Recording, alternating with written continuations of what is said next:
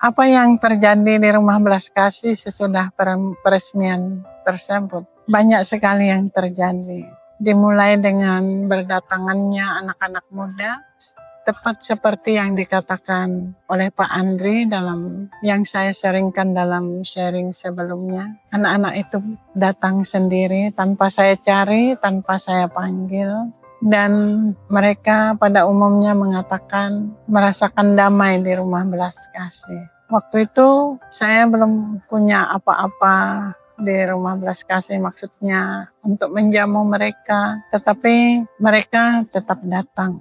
Bahkan kalau diperlukan mereka yang mencari makanan untuk dimakan, seperti mencari keong, mencari kangkung yang ada di sekitar Rumah Belas Kasih dan kami makan bersama. Untuk berasnya mereka bawa sendiri, ada yang bawa 2 canting, ada yang bawa 1 canting. Itu yang terjadi pada awal-awal di Rumah Belas Kasih. Situasi tersebut sangat menyentuh hati saya. Belum sampai 1 bulan saya berada di Rumah Belas Kasih, sudah berkumpul ada sekitar 14 orang anak muda, laki-laki dan perempuan. Semua mereka itu dari Sekolah Tinggi Pastoral atau STP Santo Agustinus Hippo. Mereka langsung menawarkan banyak hal untuk membantu saya di sini. Seperti misalnya, "Suster, ayo kita membuat kolam supaya suster bisa menimbun tanah yang rendah ini. Nanti kan di kolam jadi kebutuhan air untuk menyiram tanaman itu ada." Saya katakan, siapa yang akan mengerjakannya? Kami. Dan Pak Stepanes waktu itu mendukung dengan memberikan 3 cangkul dan 3 yang dari rotan itu untuk mengangkat tanah. Jadi lengkaplah peralatannya, mereka secara bergantian menggali kolam tersebut yang saya kira kecil ternyata cukup besar. Saya tidak ingat entah berapa lama mereka menggali kolam tersebut. Itu dikerjakan oleh anak laki-laki. Anak-anak perempuan membantu saya memasak, membuat kue, dan juga menanam tanaman-tanaman di sekitar Rumah Belas Kasih, membersihkannya dari potongan-potongan kayu, sisa dari pengerjaan Rumah Belas Kasih oleh para tukang, semua dirapikan. Anak-anak itu sampai membuat jadwal untuk membantu saya di Rumah Belas Kasih, dan saya sangat bersyukur. Pada suatu hari mereka mengatakan, "Suster, ayo kita dirikan sebuah komunitas." Tapi saya katakan jangan komunitas, karena komunitas itu mengikat. Saya tidak mau kalian merasa terikat di sini, tapi mari kita dirikan sebuah perkumpulan.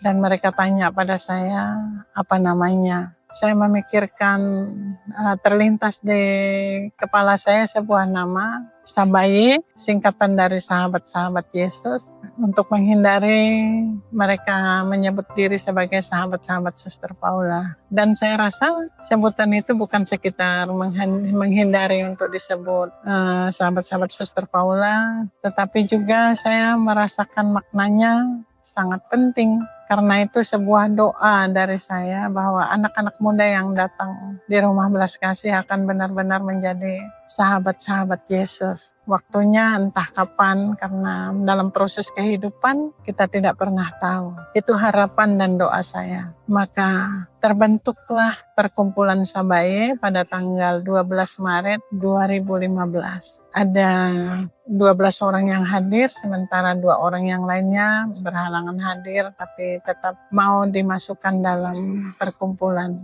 Sabaye. Dan mulailah mereka melanjutkan karya-karya mereka di Rumah Belas Kasih dengan mengadakan bina iman untuk anak-anak di sekitar yang ada di lingkungan Rumah Belas Kasih. Walaupun hari pertama bina iman, para pembinanya jumlahnya jauh lebih banyak daripada anak-anak yang hadir, tapi itu tidak mengurangi semangat mereka. Kemudian juga ada kelompok lain yang tidak termasuk dalam Sabae awal, karena ini secara lepas dari pergerakan dari perkumpulan Sabae. Ada anak-anak muda yang tinggalnya sangat jauh dari Rumah Belas Kasih sebenarnya, yang dimulai oleh seorang anak gadis bernama Nopipi. Nopipi menelpon saya dan mengatakan bahwa ia ingin memberikan les gratis di Rumah Belas Kasih. Les